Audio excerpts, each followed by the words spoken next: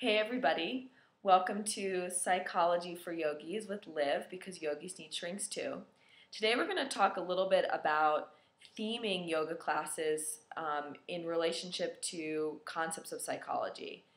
This came out of a dialogue that I had with some people last week, and wondering about okay, well, how does this knowledge that you have show up in your classroom? Let's talk about that. So here we go. Couple things. The first thing is sometimes I don't have a theme. When I teach, sometimes I don't have a theme. Sometimes the theme is there ain't no theme. The theme is you're doing yoga. For 75 minutes, you're doing yoga. You're doing asana. I'm like, whatever happens, happens. And I just teach really clear instruction for asana, and people do their yoga and they go home. And that seems to work, quite frankly. It works for me as a teacher. It can be really grounding and really kind of restful in a certain way, because I'm not layering in all these things. That just kind of teaching at just one layer of what I know. And there's something that really is regenerative about that for me. So it just seems to be working. And it's really popular to have themed yoga classes these days. So I think it gives people a nice break. So there's that piece, which is don't be afraid to not have a theme. Don't be afraid to just teach asana, especially if you're good at it, man. I mean, God, that's your gift. Freaking go for it. That's your freaking theme right there. So then the other thing is sometimes I do use a concept of psychology as the inspiration or the theme. Like last week, I taught about spiritual bypass. And I didn't so much teach spiritual bypass in the sense that okay, we're going to do our yoga practice to facilitate understanding spiritual bypass, how to do it, how not to do it. It was more like a broad overlay, kind of just like an inspiration, just some sort of guiding principle. What if this shows up in your body? Very sort of invitational in that way. Because I like to give room for people to drop the theme altogether if they want. So I'm not necessarily trying to teach spiritual bypass in the body, although I think that's a very noble thing. And I think it can be done. I mean, you can really feel what is authentic to you in your body when you're really diving into sensation.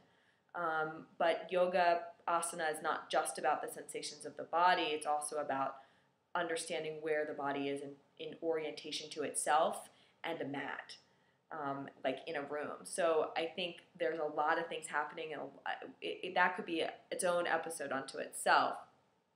But so I try to, if I do use a concept of psychology, I keep it broad so that people can drop it if they want, or take the questions, the invitations, to perhaps hold that in their witness as they practice and see if they get any information. Maybe their practice brings up something for them that's enlightening about that topic, and they get an aha, or they come up with a question, or things that could be a journal entry down the road. I think that there's some importance to that. If you want to know more about these terms, I mean, that's why I created this webinar series, The Essential Terms of Psychology Every Yoga Teacher Should Know. We just did a set of 12, and you can buy that series on my website and have those 12 terms, and there'll be a 2.0 and a 3.0. I mean, there's tons of terms that we can go over, and I think that you'll get a lot of mileage in your themage from those terms. So I highly recommend that. You can get that on my website. It's www.ecstatigunfoldment.com, all one word. Go to online, and the webinars will be listed there. So that's partly why I designed those programs. So there's that piece. Moving on. Next piece, which is that I don't use themes that are around emotions anymore. I used to do this, but I don't do it anymore. I know too much about neuroscience. I know better as a therapist than to choose an emotion as the theme. If I went to my therapist's office and she was like, today, Livia, we're going to work on, your joy and zest for life, I'd be like, really? I'd be like, F you, man. I'm out of here. Like, I'm paying you good money to talk about my pain and suffering. So, I just think it's presumptuous to assume that everyone's gonna like share in an emotional quality in a yoga class. So I try not to choose words like happy, sad, joyful, um, things like that.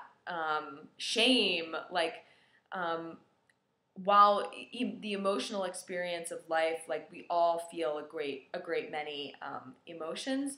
I'm not really looking to link motion and emotion as a theme in my class. Like raise your arm with enthusiasm for life, stretch your knee towards the grace of God. Like I'm kind of not into that.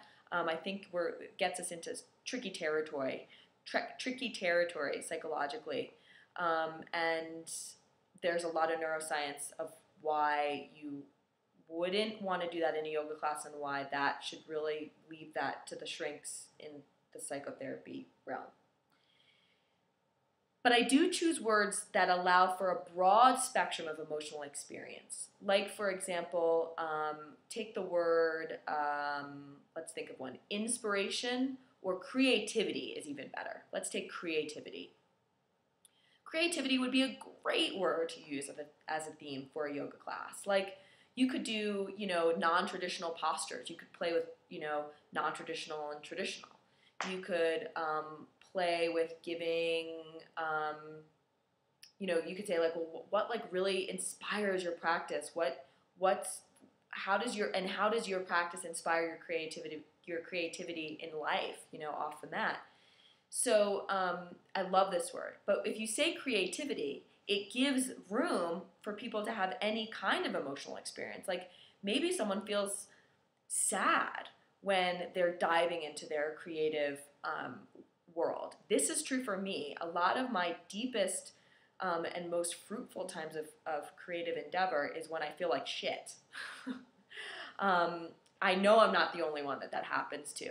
So and other people are really creative when they are feeling the most happy or the most connected, the most in love. So, I think creativity is an example of such a word that really allows for a broad experience. So if you're going to theme with like one word, which I think is a great idea, then try to choose words that allow for multiple emotional experiences within them. Then you're really allowing people to have their own experience in class, and you don't bind yourself to one experience yourself. So that's my recommendation around that. Okay. Moving to the next piece, which is kind of around the way I structure my classes in terms of setting clear boundaries and setting like the container of the class. So if you've ever been to my class, you know I'm really into boundaries. I'm really into clarity. I'm really into structure. I'm really into knowing where I am in time and space and in relationship to my body and in relationship to other people. That feels safe to me. Key words for me personally are safety, trust, and truth. Those are like my 3 key words. Like everything in my being, all my work on the planet comes from that need in myself for trust, safety, and truth. And I teach in such a way that I think that gets expressed. So, and that's authentic to me. So I'm not very invitational in my language.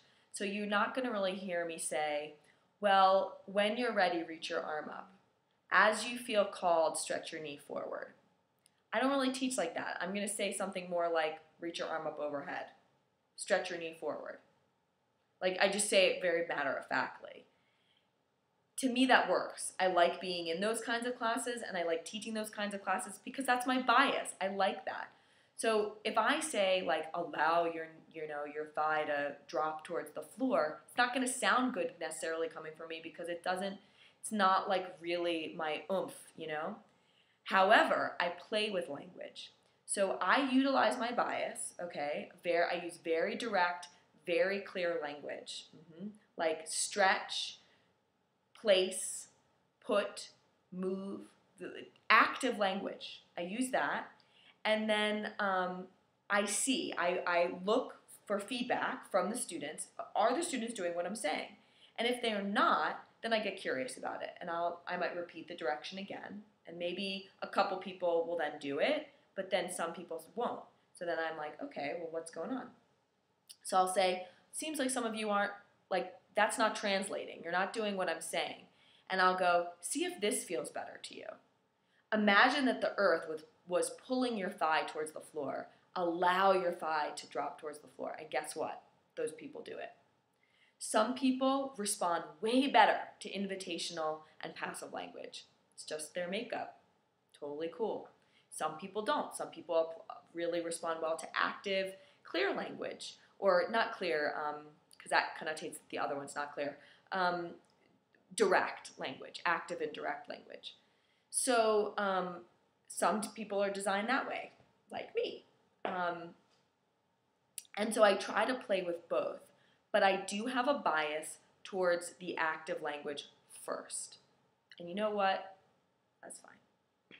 If you have a bias towards the passive language first, fine. But just know there might be people like me in your class who can only hear move, place, put, do this now. You know, those boundaries are good for us.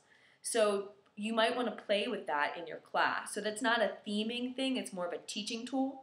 And play with your active and passive invitational direct language. See what happens with that. And see what feels best to you. And the last thing I want to share is that I set up the structure of my class to allow room for what we call rupture, repair, and reparative experience. So in the clinical context, I'm again very clear with students, or direct with my clients rather. And some clients don't like that, and then they go choose a different therapist, and that's fine. But the benefit of having really clear, structured boundaries is that sometimes, in psychotherapy, let's say, your intervention with the client might go like this. It's like, epic fail. Did not work. So you want to be able to say, if that happens, you want to be able to say to the client, wow, seems like I really wasn't able to make a connection with you there. Seems like that didn't land right with you. If you're able to say that to a client, oh my God, then there's this process that happens of like, oh wow. Then you are drawing them into connection with you. That's the moment of connection, and that's the moment of repair. And if they have this massive history of abandonment, wow, you've just started to heal that wound. That's psychotherapy. Healing wounds through the process of connection, contact, rupture, and repair. If there's a rupture in a boundarylessness state, there's no capacity for repair. Repair is dependent on a boundaried structure.